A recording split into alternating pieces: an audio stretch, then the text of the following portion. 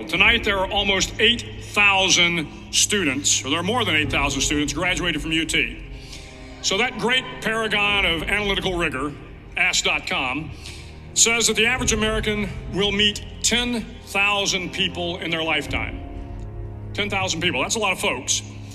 But if every one of you changed the lives of just 10 people, and each one of those people changed the lives of another 10 people, and another 10, then in 5 generations, 125 years, the class of 2014 will have changed the lives of 800 million people. 800 million people. Think about it.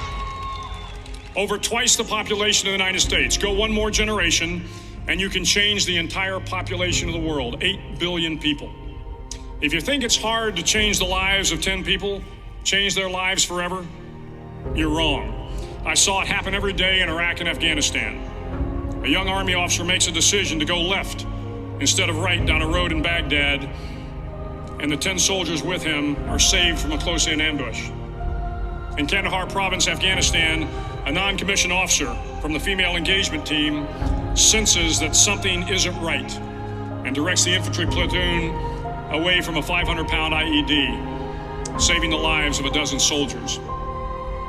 But if you think about it, not only were those soldiers saved by the decisions of one person, but their children were saved, and their children's children. Generations were saved by one decision, one person.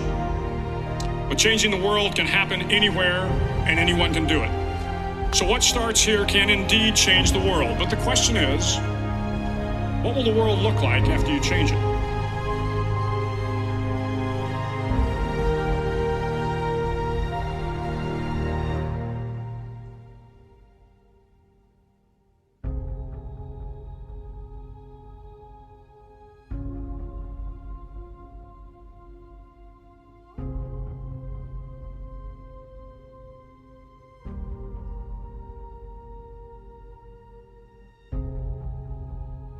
Now, of course, people ask me all the time, they say to me, what is the secret to success?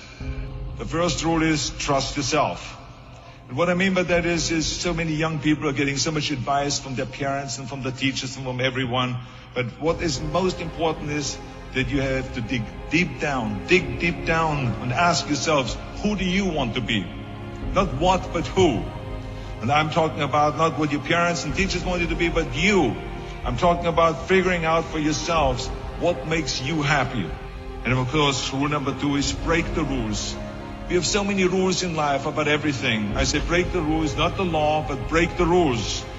It is impossible to be a maverick or a true original if you're too well behaved and don't want to break the rules. You have to think outside the box. That's what I believe. After all, what is the point of being on this earth if all you want to do is be liked by everyone and avoid trouble? The only way that I ever got any place was by breaking some of the rules. Which of course brings me to rule number 3. Don't be afraid to fail. Anything I've ever attempted, I was always willing to fail. You can't always win, but don't be afraid of making decisions. You can't be paralyzed by fear of failure, or you will never push yourself. You keep pushing because you believe in yourself and in your vision.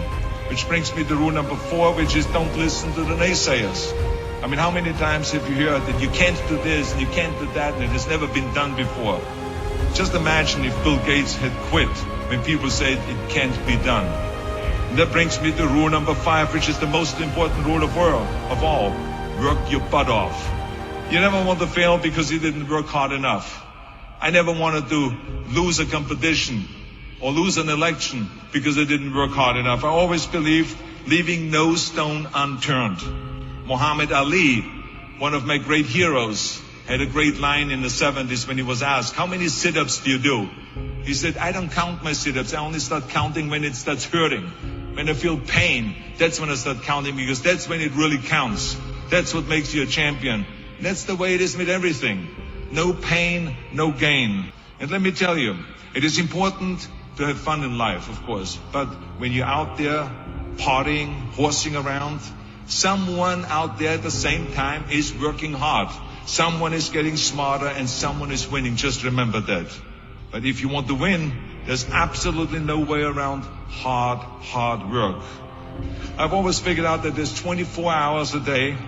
You sleep 6 hours, and you have 18 hours left.